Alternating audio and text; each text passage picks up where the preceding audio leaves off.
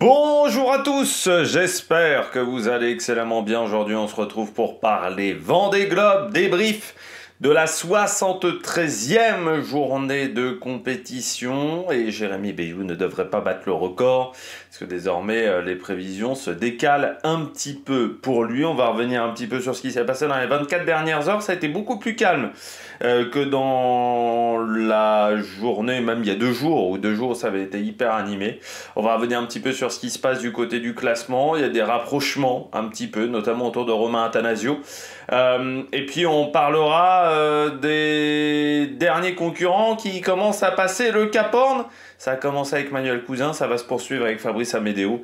Et puis Denise Van Winberg qui pour le moment ferme toujours la marche, mais encore une fois, comme je le dis toujours, finir un Vendée Globe, c'est déjà une grande prouesse en soi.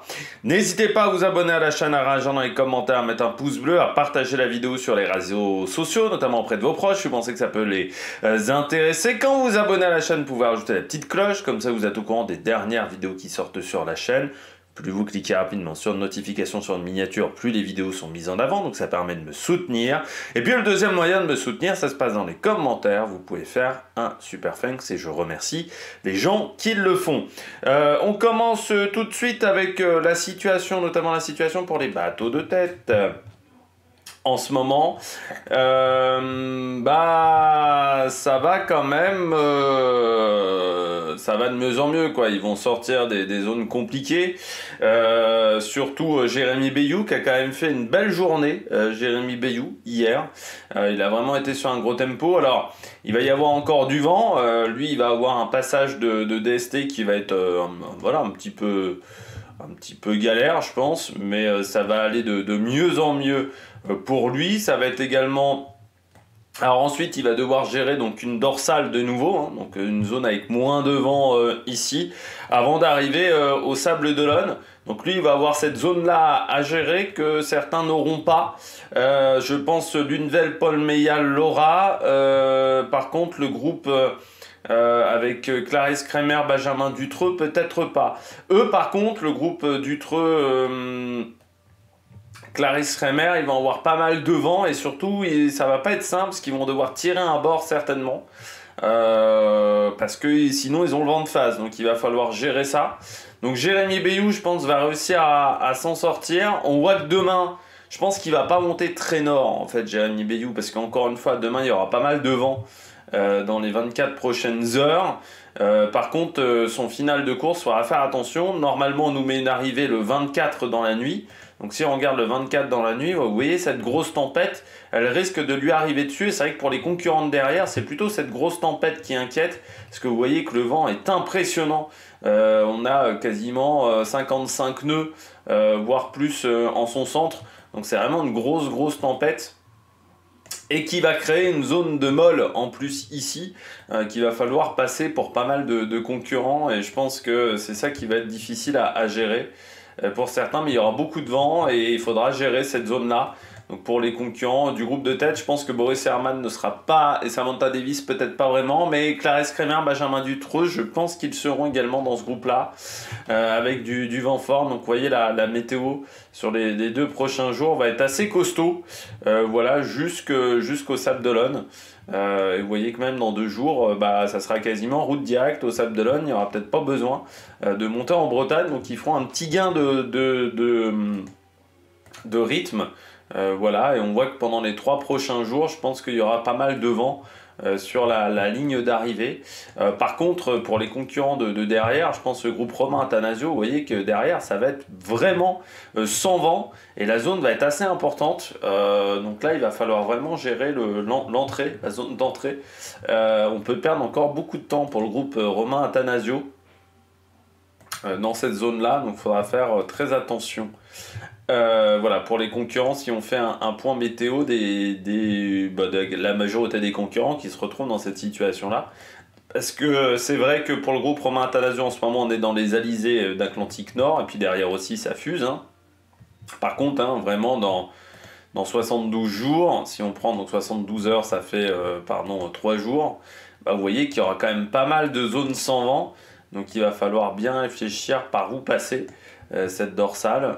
Est-ce qu'il faudra vraiment énormément s'écarter de la route idéale? C'est peut-être une solution, mais ça va être une grande interrogation. Voilà, dans les heures à venir, je pense pour les coureurs qui sont derrière là, dans le groupe pour la 14e place. Donc comme je disais, Jérémy Bayou qui a fait une belle journée, vous voyez 357 000 de parcouru, alors ça n'a pas été le plus rapide, Thomas Ruyant a été un petit peu plus vite. Du côté de Jérémy Bayou, je pense que là ça commence à être plus facile pour lui. Alors il y a encore la zone de DST, on va dire, mais ça commence à être plus facile pour lui au niveau du curseur de l'attaque. Parce que Paul Meillat et Nicolas Luneven ont repris un petit peu de retard. C'est qu'hier, ils étaient à une centaine de mille, désormais 155 000 et 200 000. Donc je rappelle qu'il en reste plus que 400. Donc ça commence à être difficile quand même de revenir vraiment sur Jérémy Bayou. Donc il va rentrer peut-être plus dans un mode gestion. Je pense quand même qu'il essaye de passer à l'intérieur. Donc comme à l'aller, il essaye de passer à l'intérieur du Cap Finistère. Je pense qu'il y a cette idée-là. On va voir s'il va y arriver. Là, on voit qu'il repart comme ça. Peut-être qu'il s'est dit que c'était fermé au niveau du chemin. Mais ça va être, maintenant l'objectif, c'est de cibler les Sables d'Olonne. Faire attention quand même au cargo. Parce que là, il arrive au Cap Finistère, peut-être dans la nuit. Donc voilà, avec peut-être possibilité d'avoir pas mal de cargo. Et c'est toujours compliqué. Cette zone-là, d'entrer dans le golfe de Gascogne comme ça de nuit, c'est pas toujours l'idéal. Mais ça va être le cas également pour ses adversaires directs. Et une journée qui n'a pas été mauvaise, vous voyez 357 000 malgré le vent. Il y avait également les vagues, encore une fois, il était dans 4 mètres de vague encore il n'y a pas si longtemps que ça. Si on regarde, il y a quelques heures, vous voyez, il était dans 4 mètres 50, 5 mètres de vague. Donc c'est vrai que c'était des conditions très compliquées, mais il a quand même réussi à faire avancer son bateau Charal. Et puis, pas de gros problèmes techniques quand même depuis quelques jours pour Jérémy Bayou. Donc, c'est-à-dire qu'il arrive bien à gérer le rythme entre attaque et préservation du matériel.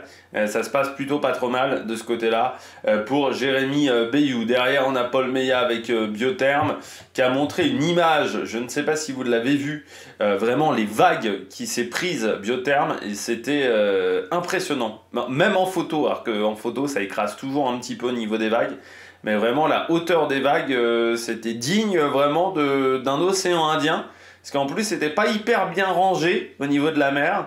Donc ça ressemblait beaucoup à de l'océan Indien en fait, aux grosses dépressions de l'océan Indien, donc c'était assez impressionnant. Ça ressemblait aux images qu'on avait vues de Guirec Soudé, pour ceux qui s'en souviennent, en fin d'océan Indien où il avait des creux de mer impressionnants. C'est un petit peu pareil pour Paul Meillat avec Biotherm. Bon, 310 000 de parcouru. Je dirais que là l'objectif est de garder la 5e place. C'est pas facile parce que vous avez Nicolas Luneven qui est pas loin, mais qui a perdu un petit peu de vitesse, donc il y a 50 000 désormais entre les deux.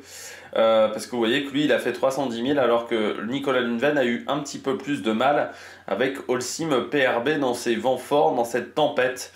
Alors que Paul Meillat sur Biotherm s'en est plutôt bien sorti. Paul Meillat, je rappelle, qui n'a eu qu'un gros problème technique. Luneven avait eu des soucis, et notamment d'aérien, donc c'est peut-être pour ça qu'il galère un petit peu aussi à Nicolas Luneven, parce qu'il a eu des soucis d'aérien. Et comme il le disait hier en vacation, ou en interview, je ne sais plus, du côté de Nicolas Luneven, c'est vrai que ça joue sur... en fait, il sait pas trop, il a un manque de précision au niveau du vent. C'est-à-dire que vraiment, ça manque un peu de précision pour lui au niveau du vent, donc c'est un petit peu son souci, voilà, à lui, mais vous voyez quand même que c'est une belle course. De toute manière, Paul Meillat, ça montrera quand même que faire un bateau fiable, et je disais, Biotherm était quand même plutôt un bateau fiable, et d'avoir navigué énormément, parce que Paul Meillat fait partie des concurrents qui ont le plus navigué avec leur bateau, ça a quand même une importance sur un Vendée Globe. Et on voit que certains concurrents, je pense, ont manqué de temps de navigation. Je pense notamment Jean-Luc Ham, Éric Bellion, mais d'autres aussi ont été avec ce problème-là. Bestaven aussi, qui a eu des problèmes techniques avec son bateau, et tu sens quand même que le temps de navigation, ça aide. Et ça a été l'avantage d'un Paul Meillat qui a beaucoup navigué sur son bateau. Il n'avait peut-être pas le bateau le plus rapide, Paul Meillat. Il n'avait pas le plus gros budget non plus, Paul Meillat. Mais il a quand même réussi à faire quelque chose d'intéressant sur ce Vendée. Et je rappelle, c'était son deuxième Vendée. Le problème, le premier, il ne l'avait pas fini. Le premier Vendée qu'il avait fait, c'était 2016. Et il avait récupéré le bateau de François Gabard, donc, qui est désormais le bateau de Benjamin Ferré.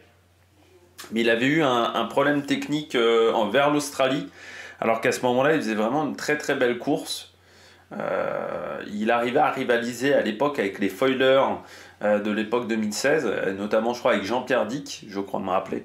Et bon, ensuite, ça avait été plus compliqué pour lui avec cet abandon, mais là, Paul Meillat, il est en train de finir son premier Vendée Globe. Un jour et demi encore de navigation, quand on voit les vitesses, ça devrait arriver le 24, mais plutôt dans l'après-midi, je pense, du côté de Paul Meillat, alors que Jérémy Bayou, je pense, devrait plutôt arriver dans la nuit du côté du concurrent de Charal, et puis Nicolas Luneven qui est pas très loin, donc toujours la bagarre quand même pour la 5e place entre les deux. Nicolas Luneven, c'est aussi une belle performance, et là on voit aussi peut-être un concurrent qui a manqué de temps de navigation. C'est vrai que je rappelle, Nicolas Luneven, il est arrivé sur le projet il y a 2 ans. Jusqu'à ce moment-là, ça devait être Kevin Escoffier qui devait faire son Vendée Globe, sauf que Kevin Escoffier a été pris dans des affaires d'inconduite sexuelle. Je dis toujours inconduite sexuelle parce que je sais qu'il y a harcèlement sexuel, je ne sais plus s'il y a agression sexuelle dans l'affaire.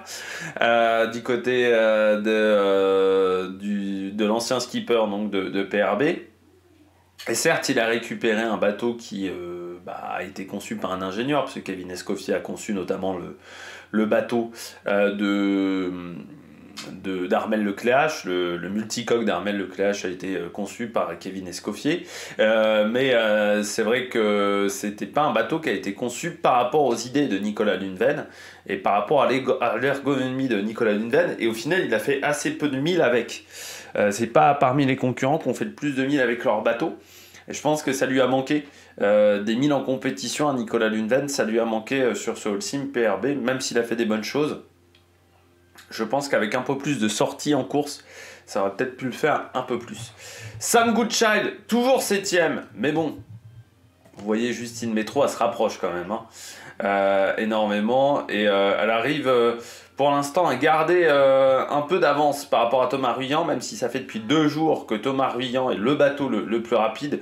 Bon, bah Sam Goodchild, pas de miracle au bout d'un moment, il n'y a pas de grand voile sur son bateau. Il a utilisé tous ses tubes de colle pour réparer sa grand voile.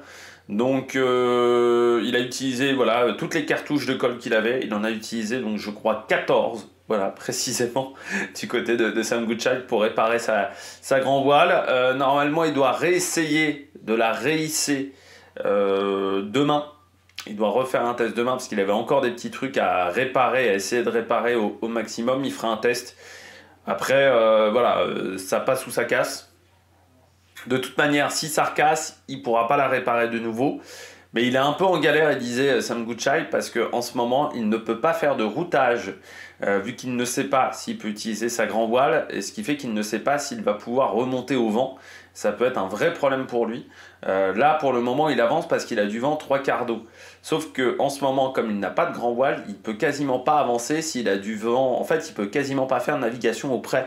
Ce qu'il faut comprendre, Sam Goodchild, dans ces conditions-là. Donc, soit il arrive à réhisser sa grand voile et ça fonctionne et ça tient, soit ça ne tient pas, et dans ce cas-là, il va peut-être passer vraiment une fin de course très compliquée, et peut-être qu'il sortira du top 10, dépassé par Benjamin Dutreux, dépassé par Clarisse Kremer. Donc, pour le moment, Justine Métro et à la fois Thomas Ruyant vont lui passer devant, ça c'est assuré, mais on verra pour la suite. Justine Métro, minimum a fait 8. Donc de toute manière, c'est une grande course de la part de Justine Métro. Minimum, elle explose aussi le record du meilleur temps féminin sur la course. Là aussi, c'est fait. Parce qu'elle explosera le temps de Clarisse Kremer sur... bon, la différence, c'est que Clarisse Kremer était sur un bateau à dérive droite et elle est sur un bateau à foil, mais elle explosera ce temps. Là aussi, c'est assuré. Parce qu'elle va mettre encore... elle va faire 76 jours, je pense. Justine Métro dans l'idée, 76 jours, voilà, c'est enfin aux alentours de 76 jours, donc c'est mieux. C'est mieux. La question maintenant, son adversaire direct, c'est Thomas Ruyant. Ça fait depuis 2 jours que Thomas Ruyant va très vite. Le problème, c'est que Thomas Ruyant a quand même eu des soucis techniques dans l'Atlantique Sud. Justine Métro en a moins eu. Elle n'a pas eu surtout des problèmes avec ses voiles, Justine Métrou, à part une voile qu'elle a perdue. Mais elle n'a pas eu d'autres soucis de voile et notamment d'attache, de drisse aussi qu'a eu Thomas Ruyant. Donc ça va être un avantage pour elle. Ça va jouer, oui, à pas grand chose, parce que là vous voyez qu'entre les deux c'est assez serré, hein, 293 000 contre 300, voilà, il y a une vingtaine de mille entre les deux, vingtaine, trentaine de mille. Thomas Ruyant, lui, il va être à l'attaque parce que son objectif, son objectif c'est de faire 8ème. C'était pas ça au départ, c'était pas de faire 8ème, mais on va dire que ça va être son objectif de fin de course. Justine Métrou, il faut quand même aussi comprendre qu'elle sera déjà bien contente d'avoir fini. Mais je pense encore une fois qu'elle va se battre jusqu'au bout. Donc ça va être une grosse bagarre entre les deux. Et puis ça va peut-être se finir au sprint. Moi je dirais avantage... moi, j'irais quand même avantage Métro parce que je pense que les soucis techniques qu'a eu Thomas Ruyant vont le plomber à un moment dans la course. Mais encore une fois, il y a une dorsale qu'il va falloir passer. Il va pas falloir se reposer sur ses lauriers du côté de la Suissesse. Mais de toute manière, elle a fait une grande performance sur ce Vendée. Et on la reverra dans 4 ans et avec de l'ambition, je pense, du côté de Justine Métro. Derrière, c'est pas mal quand même, hein. Derrière, avec Dutreux, qui est le deuxième bateau, qui est le troisième bateau le plus rapide, parce que Clarisse Kremer est un petit peu vite. Clarisse Kremer qui était émue en vidéo, parce qu'elle disait qu'elle a hâte maintenant de rentrer pour retrouver son petit bout de chou du côté de Clarisse Kremer. Donc c'est vrai qu'elle était assez émue en parlant de ça. Parce qu'il faut rappeler que elle et Tanguy Le Turquet ont quand même laissé un enfant de 1 an. Et c'est pas facile, que ça soit pour l'un et pour l'autre, à gérer aussi. Donc elle a hâte de rentrer, et c'est vrai qu'elle disait qu'il y a à la fois la compétition, mais aussi l'envie de rentrer vite, donc c'est vrai qu'il y a plusieurs choses qui se mélangent. Toujours en bagarre avec Benjamin Dutreux, il y a toujours un écart de 70 000 entre les deux. Là, il y a la gestion de Madère. Voilà, la gestion de Madère en ce moment pour les deux. Bon, elle a peur de la dépression, elle disait, Clarisse Kremer, donc parce que eux ils vont encore avoir du vent un petit peu dans la tête. Alors, ils ont réussi à éviter le plus gros, hein, mais ils ont encore du vent un petit peu, notamment après Madère. Il y aura encore du vent fort, donc il va falloir gérer ça pendant 3-4 heures, où ça va être un petit peu compliqué. Et puis, pas plus d'informations par rapport à son hydrogénérateur et à ses soucis d'énergie du côté de Clarisse Kremer, mais voilà, elle est en bagarre. On voit qu'elle a fait 10 000 de mieux sur les 4 dernières heures par rapport à Benjamin Dutreux. Donc c'est-à-dire qu'elle va très vite en ce moment. C'est peut-être même le bateau le plus rapide sur les 4 dernières heures dans ce groupe-là. Ouais, c'est le bateau le plus rapide. Donc ça c'est pas mal, hein, de la part de Clarisse Kremer. Et puis derrière Samantha Davis et Boris Herrmann, mais qui n'arrive pas à suivre la cadence. Et Samantha Davis qui arrive à garder de l'avance, hein, par rapport à Boris Herrmann. Désormais il y a quasiment 170 000 d'écart entre les deux. Donc ça devrait le faire également pour Samantha Davis, qui disait que ça tape énormément dans le bateau. Avec voilà, la mer qui est pas simple. Et oui, des conditions qui sont en fait, au final, quand tu vois l'ambiance à l'intérieur des bateaux depuis 2-3 jours pour ces concurrents-là, je pense à Nicolas Lundven, je pense à d'autres, c'est vraiment une ambiance d'océan Indien en fait, hein. C'est une ambiance donc de conditions très difficiles. Bon, on retrouve le groupe de derrière. Hop là, Romain Athanasio. 1000 milles de retard par rapport à Boris Herrmann, donc normalement Boris Herrmann devrait garder sa 13e place. Romain Athanasio qui a repris de la vitesse. C'est vrai qu'il a connu 2 journées très compliquées, elle le disait. Il y a 4 ans, il avait vécu la même chose. Il avait vécu un poteau noir, retour extrêmement compliqué. Il a dit il a quasiment pas pris le poteau noir à l'aller. Et en fait, au retour, ça a été un enfer. Et il disait cet Atlantique Sud a été compliqué parce que déjà au début ils ont 1000 milles d'avance sur Jean-Luc Ham et Roura. Les mecs reprennent 1000 milles sur eux parce qu'ils sont complètement arrêtés dans une zone de transition à la sortie de la zone des glaces, hein, ici. hop, ils ont été vachement arrêtés ici, dans cette zone-là. Bon, ensuite, ils arrivent à redémarrer. Lui, il arrive à passer par un petit trou de souris le long du Brésil et à larguer un petit peu ses copains, sauf qu'il se fait de nouveau rattraper par les autres. Donc, c'est vrai que ça a dû être dur à gérer mentalement pour Romain Attanasio. Bon, désormais, il a repris 300 000 d'avance à peu près sur Damien Seguin, qui est son adversaire numéro 1 pour cette 14e place. Donc ça doit lui faire du bien. Et puis maintenant, faut cravacher avec son bateau un maximum dans ces conditions-là qui vont être plutôt favorables pour lui et essayer d'attaquer avec son foiler. Donc ça va être l'idée pour Romain Attanasio. Et puis ça serait bête quand même de perdre le top 15 sur la fin, alors que bon, il fait quand même une belle course, Romain Attanasio. Même s'il a un bateau qui est moins rapide, il fait quand même le maximum. Et pour le moment, c'est le premier bateau de cette génération-là. Donc il faut aussi le souligner. Isabelle Joschke, en bagarre avec Damien Seguin pour le moment. Alors Damien Seguin qui va un petit peu plus vite, mais surtout là il a retrouvé pas mal de vitesse. Je pense qu'Isabelle Joschke va pas pouvoir tenir la cadence très longtemps. Encore une fois, elle a un foil en moins. Donc là ça va peut-être être compliqué par rapport à son bateau. Et puis derrière, Benjamin Ferré qui a gagné une place. Par rapport à qui il a gagné une place par rapport à Tanguy Le Turquet, non? Je vois pas pourquoi on marque qu'il a gagné une place. Ouais, c'est par rapport à Tanguy Le Turquet, mais c'était un décalage de route. Là oui, parce qu'il n'y a que 4000, 5000 d'écart par rapport à Tanguy Le Turquet. Bon, les deux sont toujours en bagarre, pour la bagarre pour les bateaux à dérive droite, avec quand même Jean Le Cam qui n'est pas très loin, mais qui a un peu arrêté sa vitesse. Et Jean Le Cam, Conrad Coleman, grosse bagarre également pour la 3e place dans cette catégorie pour le moment, avec un Jean Le Cam légèrement devant Conrad Coleman, mais vous voyez, il y a une 60aine de milles entre les deux, et surtout avec 2714, ouais, il y a toujours moins de 200 000 avec Benjamin Ferré et Tanguy Le Turquet. Donc là, ça va être encore la grosse bagarre, avec Alan Roura aussi, qui essaye de gérer au mieux le poteau noir, eux qui l'ont eu un petit peu plus à l'aise, mais qui n'ont pas eu un gros poteau noir, contrairement à ce qu'a eu notamment Romain Attanasio et Jean Le Cam, qui disait qu'il était très satisfait de ses réparations. Il peut dormir sur ses 2 oreilles désormais avec son bateau, Jean Le Cam.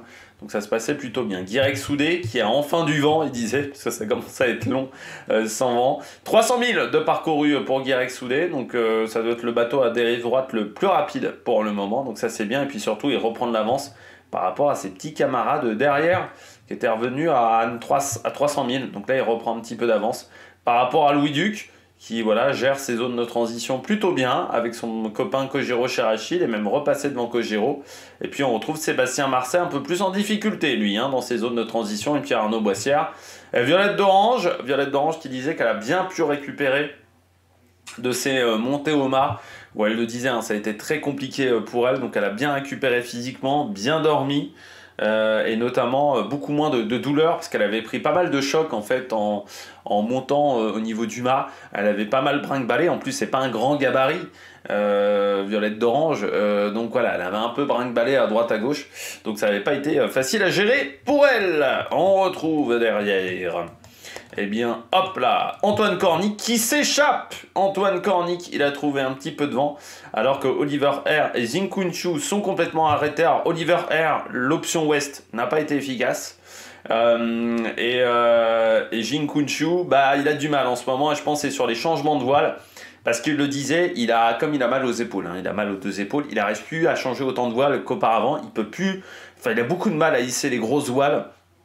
Donc il essaye en fait de pas hisser forcément, il est un peu sous-toilé en fait, Zinkunchu, alors qu'Antoine Cornic, lui il doit être très motivé, et donc 255 000, il va même un petit peu plus vite qu'Éric Bellion, pour tout vous dire, j'ai l'impression en ce moment. Et puis donc derrière, le passage du Cap Horn pour Manuel Cousin, ça c'est fait, en navigation au près. Il a dit ça doit arriver 3 fois par an qu'il faille passer ce coin-là en navigation au près, donc c'est un petit peu particulier. Mais il a dit il a pu bien voir le Cap Horn, c'est pareil pour Fabrice Amédéo qui voit en ce moment les montagnes. Il disait c'est des coins qui sont assez jolis. 33e, mais surtout Fabrice Amédéo perd encore du temps par rapport à Denise Van Winberg, 6712 contre 6641. Ça veut dire qu'il y a une cinquantaine de milles maintenant entre les deux. Donc ça s'est vraiment, vraiment rapproché pour Denise Van Winberg, le Belge, qui fait pour le moment une belle course. Et je pense qu'il sera très ému au passage du Cap Horn. Du côté des statistiques sur les 24 dernières heures, donc Thomas Ruyant qui est le plus rapide, devant Clarisse Kremer, Benjamin Dutreux, Samantha Davis, Justine Métro 5e. On voit que Justine Métro a fait 150 km de moins que Thomas Ruyant dans cette bagarre pour la 8e, 7e place en réalité bientôt quand ils auront dépassé Sam Goodchild. Jérémy Bayou donc juste derrière avec Romain Attanasio, Boris Herman, Paul Meillat et au final Guirec Soudé. Ce qui fait que Paul Meillat et Nicolas Lunven vont moins vite que Boris Herman.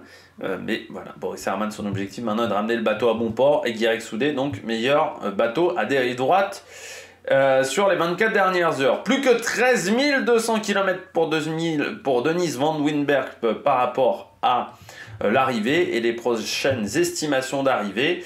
On nous dit entre minuit et 8h pour Jérémy Bayou, donc le 24 janvier, c'est-à-dire vendredi. Paul Meillat, Nicolas Lunven entre midi et 18h. Justine Métro, on nous le met le 25 janvier entre 2h et 10h du matin. On nous dit Thomas Ruyant et Sam Goodchild dans l'après-midi. Donc les deux bateaux vulnérables qui arriveraient ensemble. Ça veut dire que selon les organisateurs, Thomas Ruyant n'arriverait pas à tenir la cadence de Justine Métro. Donc comme je disais, peut-être à cause des problèmes qu'il a eu sur son bateau dans la remontée de l'Atlantique Sud. Les deux perdants au final de ce top 10. Et puis Benjamin Dutreux jusqu'à Samantha Davis. On nous met une arrivée entre le 26 janvier midi et le 27 janvier 6h. Donc une arrivée peut-être donc dimanche prochain. Voilà, donc avec peut-être pas mal de monde. Boris Herman le 27 janvier, le 1er février pour Romain Attanasio, entre le 2 et le 3 février pour Damien Seguin, Giancarlo Pedoté, Conrad Coleman à Alan Roura entre le 3 et le 4 février, entre le 5 et le 6 pour Guirec Soudé, entre le 6 et le 8 pour Sébastien Marseille à Violette d'Orange, entre le 12 et le 14 pour Oliver Air à Jinkunshu, mais peut-être avec Antoine Corny qui est en train de s'échapper et qui pourrait être avec une autre estimation d'arrivée. Puis Fabrice Amédéo à Denise Van Winberg entre le 23 et le 26 février pour ce dernier groupe avec un Denise Van Winberg qui se rapproche de Fabrice Amédéo pour la dernière place de ce classement. Eh bien, j'espère que vous avez aimé cette vidéo. Si vous avez aimé cette vidéo, n'hésitez pas à vous abonner à la chaîne, à réagir dans les commentaires, à mettre un pouce bleu. Demain, nouvelle vidéo. On essaiera d'avoir un petit peu plus d'informations sur les concurrents. J'ai oublié de vous dire également, tiens, une information de dernière minute dans le monde de la voile. Eh bien, Actual qui a décidé donc de racheter le bateau d'Edmond de Rothschild. On rappelle l'ancien Gitana, vainqueur de la Actual, Ultime. Non, c'était pas l'Actual, c'est de la Arkea Ultime Challenge l'an dernier. Donc le bateau de Charles Caudrelier. Ils vont construire un nouveau bateau, donc on savait qu'il était en vente, mais on se disait est-ce que Actual allait garder l'ancien Massif qui avait battu le record du Tour du Monde en solitaire avec François Gabard. Eh bien non, ils ont acheté le bateau, ça a été annoncé, ce qui veut dire que le Massif est à vendre, sauf qu'on sait que le Massif, c'est plus forcément un bateau hyper rapide, mais on verra ce que ça donne. C'est peut-être un bateau par contre Massif qui est peut-être efficace pour un tour du monde en équipage, parce que c'est un bateau qui l'a déjà fait en solitaire, donc c'est un bateau peut-être un peu plus fiabilisé. C'était pas totalement un bateau volant Massif, on est sur un bateau on va dire semi-volant. Certes il y a des foils, mais il n'était pas complètement volant par rapport au bateau d'Edmond de Rothschild. Edmond de Rothschild était le premier bateau volant complet, donc on verra, voilà, avec Anthony Marchand à la barre d'Actual, c'est plus Yves Le Blévec sur ce projet, même si Yves Le Blévec est toujours derrière, donc c'est peut-être dit, c'était intéressant de racheter ce bateau parce que l'ancien Massif était peut-être plus suffisamment efficace, on l'avait vu sur l'Actual Ultime Pardon, sur la Arkea Ultimate Challenge, qu'il n'arrivait pas à tenir la cadence des bateaux de devant. Donc voilà, j'espère que vous avez aimé cette vidéo. N'hésitez pas à vous abonner à la chaîne, à réagir dans les commentaires, à mettre un pouce bleu. Le Tour de l'Under sur la chaîne. Et puis demain aussi le biathlon. Allez, ciao, ciao!